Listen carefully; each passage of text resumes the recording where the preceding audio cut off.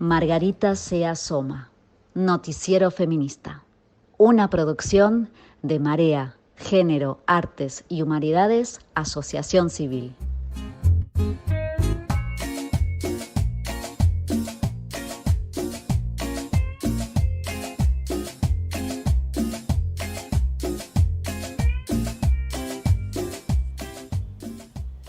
Margarita, México. Primer debate presidencial. México a la deriva. Buenas noches, buenas tardes, buenos días. Les saluda Margarita, México. Y en este episodio queremos actualizar qué ha ocurrido en la escena nacional con la elección presidencial de México 2024. La edición pasada hicimos un recorrido histórico de quiénes fueron las primeras mujeres que se postularon como candidatas presidenciales. En este episodio abordaremos cómo les fue en el debate presidencial sin enfocarnos en esa narrativa de si ganaron o perdieron el debate, porque eso implica abonar más a la polarización política que se vive en México. Desde nuestra mirada feminista, a nosotras nos interesa conocer si las mujeres ocupan centralidad en las propuestas de ambas candidatas y analizar qué tanta autonomía tienen las candidatas para ejercer su candidatura. Estas son aristas que deberían ocuparnos. No obstante, no podemos negar que los debates presidenciales son una estrategia importante para favorecer o no las preferencias. La ciudadanía reafirma su elección o puede cambiar su percepción sobre ciertas candidaturas. Como punto de partida, habrá que decir que el formato del debate no favoreció a las candidatas y candidato para exponer sus propuestas y o contestar a los cuestionamientos de quienes aspiran a la presidencia. Hubo fallas técnicas que ya están documentadas por el Instituto Nacional Electoral, la Autoridad Electoral de México. Quienes vimos el debate, pudimos observar que no hubo tiempo suficiente para contestar holgadamente a los cuestionamientos. Las pantallas que tenían enfrente, donde en un primer momento se visualizarían los 3 cronómetros de la bolsa de tiempo, contaba con distintos datos que confundían a las candidatas y el candidato. Y no se sabía si los 5 minutos que tenían era para debatir de manera libre o no. Hubo fuertes críticas hacia la autoridad electoral, el Instituto Nacional Electoral, porque en debates anteriores no se habían presentado estas fallas técnicas tan evidentes. Hay quienes acusan que esto es un síntoma por falta de personal y presupuesto debido a los recortes que ha hecho la 4T en contra del INE. Esto fue expresado en las redes sociales o porque la autoridad electoral está en manos de la 4T en su mayoría. Por otro lado, también se pidió que quien modera el debate exija a las y los aspirantes a que contesten a los diversos cuestionamientos, dado que son de interés nacional. No obstante, los errores técnicos no fue una justificación para el pésimo desempeño de las candidatas y el candidato, pues la sensación que dejó este primer debate de la elección presidencial 2024 fue negativa para la ciudadanía, sobre todo para aquella que no se ubica ni con el oficialismo ni con la oposición. Las preguntas que se hicieron a quienes aspiran a la presidencia de México fueron enviadas por la ciudadanía al Instituto Nacional Electoral a través de sus redes sociales. El INE recibió 24,000 preguntas. A través de su Consejo General, determinó que fuera Signalab, que pertenece a la institución académica ITESO, que hiciera la selección de 108 preguntas. Determinación que fue impugnada por Morena, porque desde su perspectiva estaba sesgada hacia la oposición. No obstante, las preguntas fueron formuladas por la ciudadanía, y esto es algo que nos gustaría enfatizar. Es un diagnóstico de la ciudadanía. En fin, la candidata del oficialismo, Claudia Sheinbaum, externó su desconfianza de que fueran los moderadores quienes eligieran las preguntas, a lo que la consejera del INE contestó que la moderación no escoge las preguntas, sino que una misma pregunta se les hizo a las 3 candidaturas. Y luego, una lista que se hace que cada candidatura elige de manera aleatoria. Los moderadores no las eligieron. Cabe destacar que la candidata del oficialismo, Claudia Sheinbaum, fue la única que manifestó inconformidad con el método de selección de preguntas. También le molestó la selección de preguntas al presidente de la República, Andrés Manuel López Obrador. No le parecieron las preguntas. Para él, hubo irregularidades. Ante ello, el consejero del INE, Martín Faz Mora, Recordó que existe una metodología que comprueba que estos cuestionamientos son de personas reales.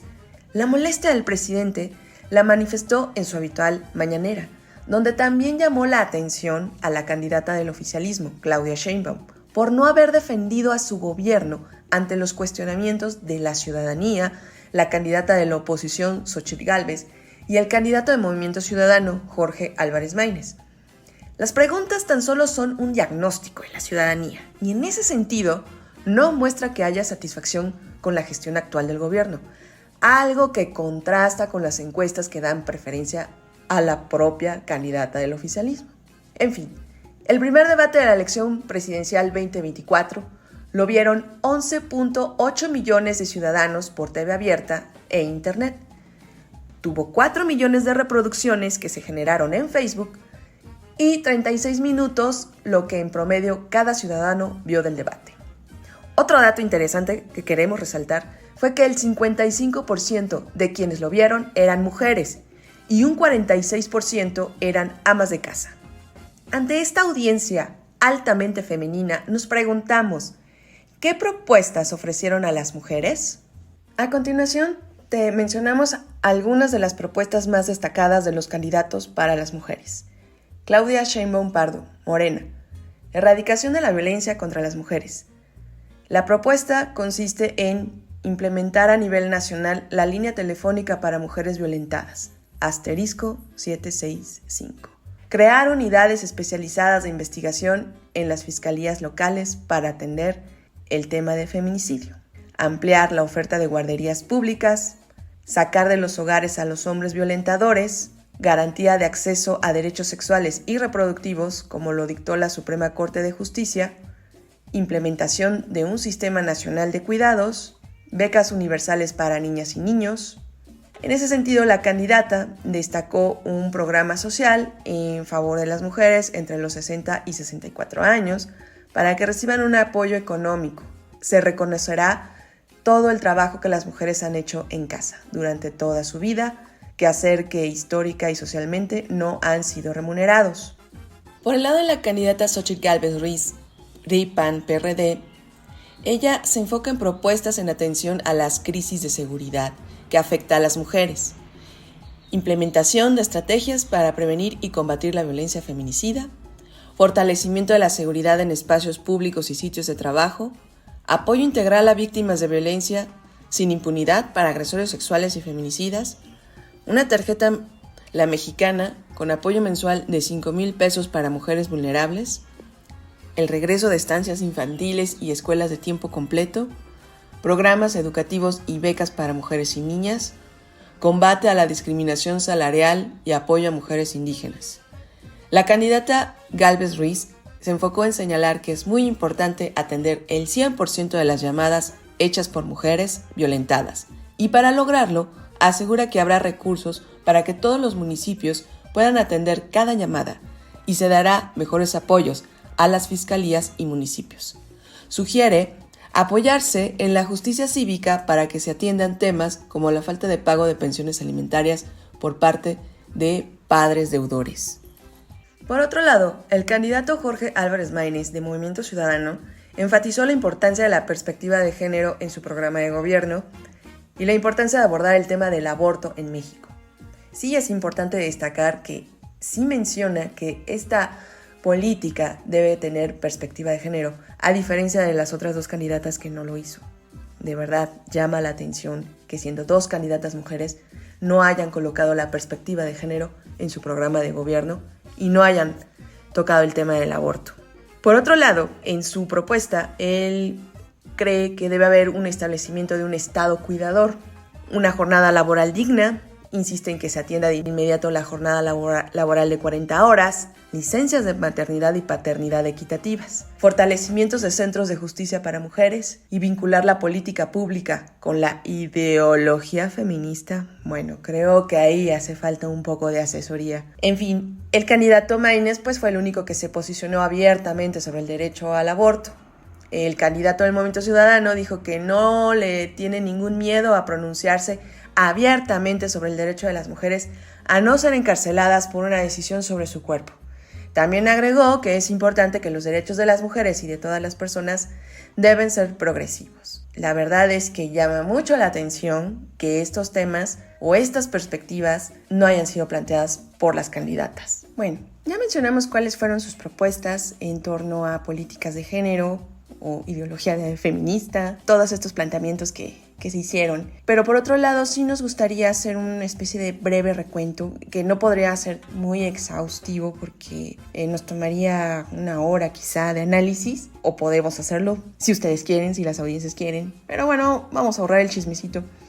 Hagamos este recuento de cómo les fue en el debate. La candidata del oficialismo, Claudia Sheinbaum, tuvo alrededor de 17 cuestionamientos por parte de Xochitl Gálvez, que es la candidata de la oposición, y Jorge Álvarez Maínez, por parte del Movimiento Ciudadano. Estos 17 cuestionamientos van en dos direcciones. Uno tiene que ver como su gestión al frente del gobierno de la Ciudad de México, cuando estuvo gobernando la ciudad, antes de que ella fuera elegida para coordinar el proyecto de transformación, la 4T. Se le cuestionó pues infinidad de temas como jefa de gobierno, pero también como alcaldesa de la delegación Tlalpan, que tienen que ver con los lamentables acontecimientos que nos dejó el terremoto del 2017 y el desplome de un colegio en donde murieron niños y niñas, la caída de la línea 12 del metro, el manejo de la pandemia en la Ciudad de México,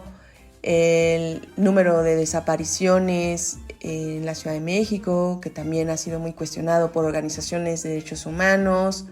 Eso en torno a su gestión como alcaldesa y como jefa de gobierno. Los otros cuestionamientos están más enfocados hacia las críticas del presidente Andrés Manuel López Obrador, ¿no? Muy concretamente, pues, ¿qué hará frente a las noticias que han girado en torno a los hijos del presidente, ¿no? Que si investigaría a su familia, a sus primos, a sus amigos, que se les ha vinculado con negocios, licitaciones en obras públicas de este gobierno, Tren Maya, Aeropuerto Internacional Felipe Ángeles, ¿no?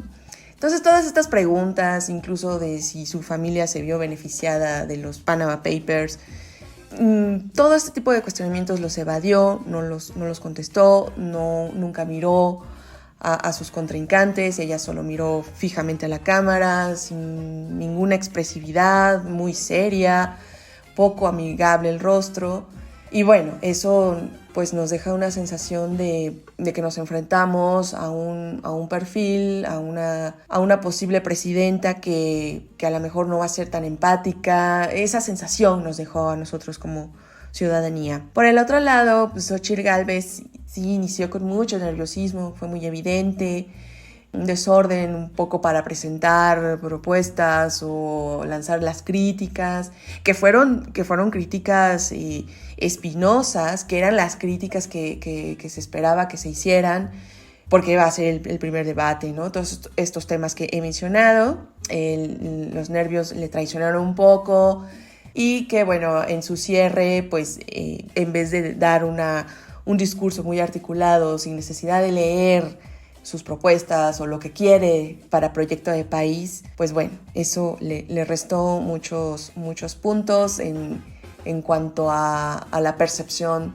en redes sociales que fue expresada por tuiteros, ¿no? Y por destacados analistas políticos, que ahí lo que resalta es que los analistas políticos que han manifestado cierta, digamos, favoritismo hacia la candidata Xochitl Gálvez, la dieron por perdedora. O sea, fue un discurso bastante impresionante que haya sido así su evaluación como la perdedora del debate, justo porque no logró arrinconar a la candidata del oficialismo, ¿no? O sea, como que se esperaba que la arrinconara, ¿no? Como una batalla. Por el otro lado, el candidato Maínez ganó mucha simpatía, realmente subió su porcentaje de aprobación, porque fue el que dio propuestas mucho más articuladas, mucho más aterrizadas. El hecho de que haya hablado sobre el aborto y el derecho de las mujeres a decidir sobre su propio cuerpo, creo que eso fue pues un gran punto que coloca él y no las mujeres, ¿no? Eso le dio a él una mayor visibilidad, además de una sonrisa excesiva permanente durante el debate, pero le fue muy bien. Le fue muy bien en el público joven. Entonces, bueno, a pesar de que el debate presidencial no era lo que esperábamos, ya sea por una parte técnica del formato que no permitió a los candidatos explayarse, también es cierto que las propuestas dejan mucho que decir, siguen siendo muy vagas, muy difusas, mejorar líneas de atención telefónica, son como medidas muy superficiales, pero no son de fondo. Lo que exigimos es que los problemas se resuelvan de fondo y no se vio eso en ninguna de las 3 propuestas. Habrá que ver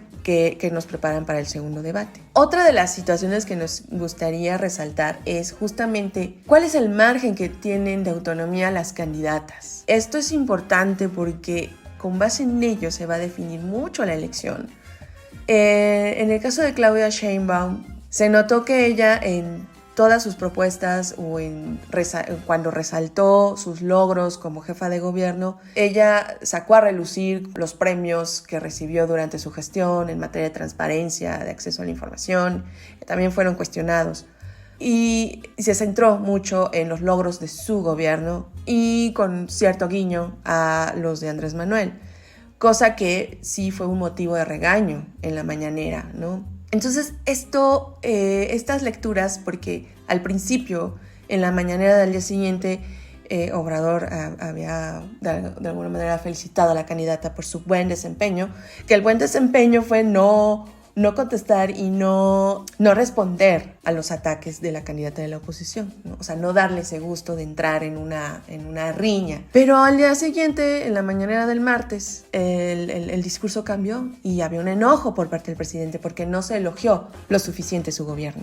Estas 2 diferencias entre las mañaneras desconcertó mucho a los propios militantes de Morena, pero también a la oposición, ¿no? Porque no sabemos si fue intencional hacer ver a Claudia como alguien que se está desmarcando de la línea o un poco del estilo del gobierno de Andrés Manuel. Es algo que todavía no nos queda claro, si es una estrategia por parte del presidente o porque de verdad Claudia Sheinbaum sí quiere dar un mensaje a la ciudadanía de que su gobierno sí va a ser diferente, que va a abonar al segundo piso de la cuarta transformación, pero que va a tener matices. No sabemos si realmente sea así, es algo que sigue desconcertando a los indecisos, al electorado indeciso, o puede ser un plan con maña. Eso por un lado. ¿Tendrá la candidata del oficialismo una autonomía cuando sea la presidenta, la futura presidenta de México, o no? En el caso de Xóchitl Gálvez, pero creo que estamos cometiendo el mismo error. Cuando se quieren referir a Xóchitl, luego hay quien le llama Claudia. Discúlpenme esta pifia. En el caso de Xóchitl Gálvez, sí llamó muchísimo la atención que los analistas políticos que le han apoyado o que han manifestado que su intención de voto va a ser para ella, hayan enfatizado que lo hizo muy mal, que su desempeño fue poco preparado, desordenado, ¿no? Y fueron varios analistas políticos y líderes de opinión, ¿no? Medios de comunicación, ¿no?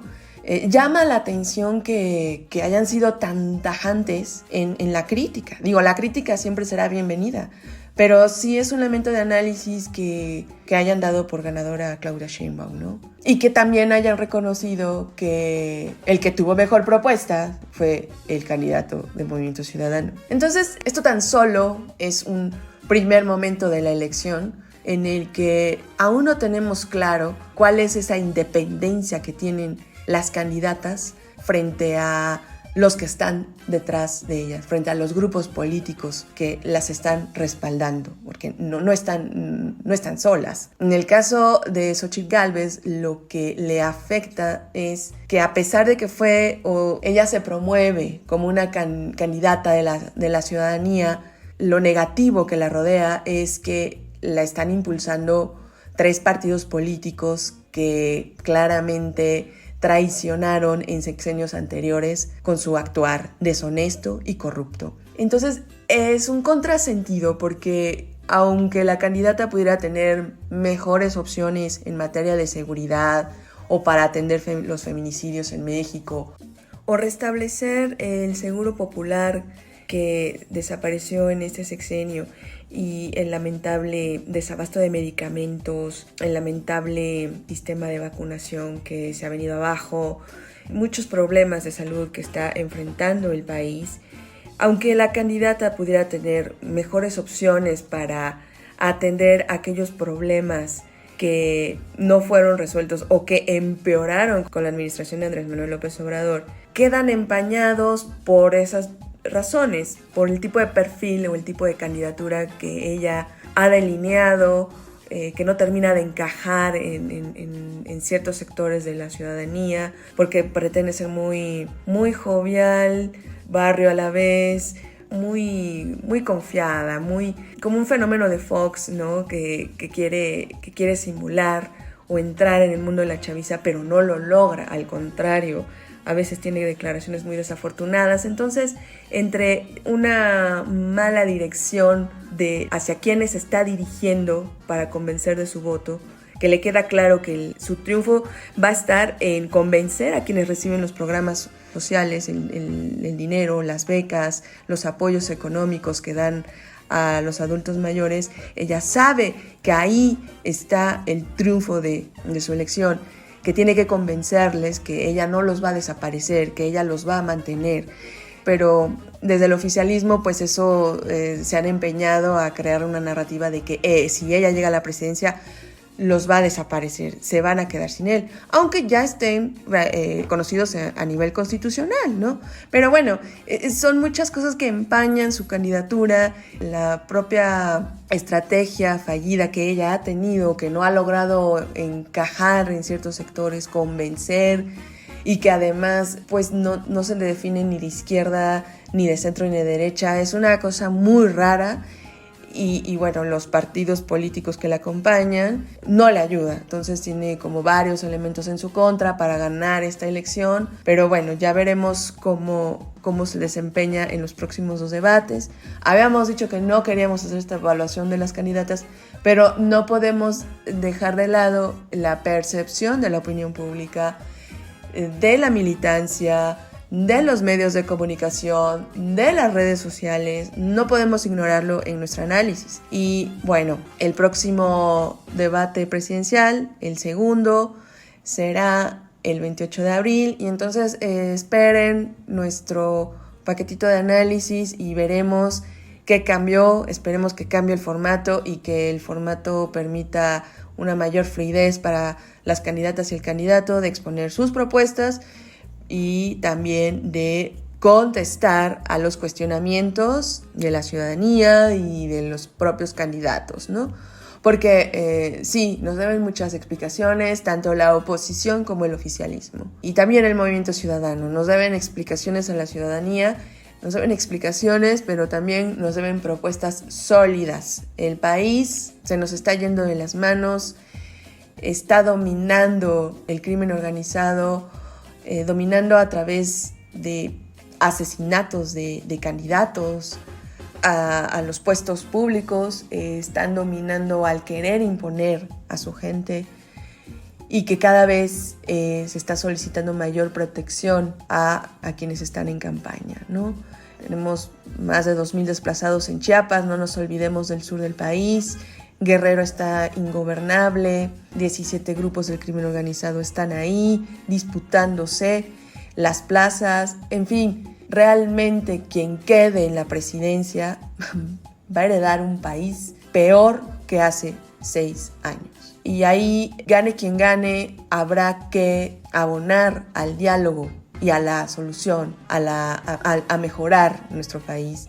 Y esperamos que quien llegue sí sepa gobernar del lado de las organizaciones de la sociedad civil, de los movimientos sociales, que por favor escuchen las demandas de los movimientos sociales, que paren ya esta polarización y que se pongan a escuchar a los actores realmente afectados. Esperemos que las candidatas o el candidato sea sensible a la emergencia, a la crisis humanitaria que tenemos en materia de derechos humanos.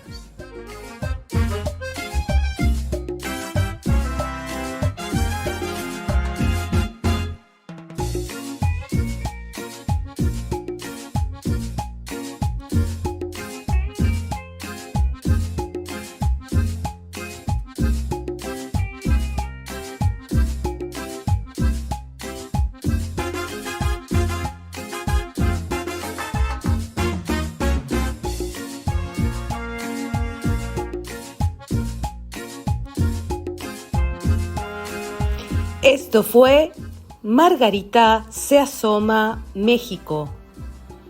Reporte del primer debate presidencial. Hasta la próxima conversación.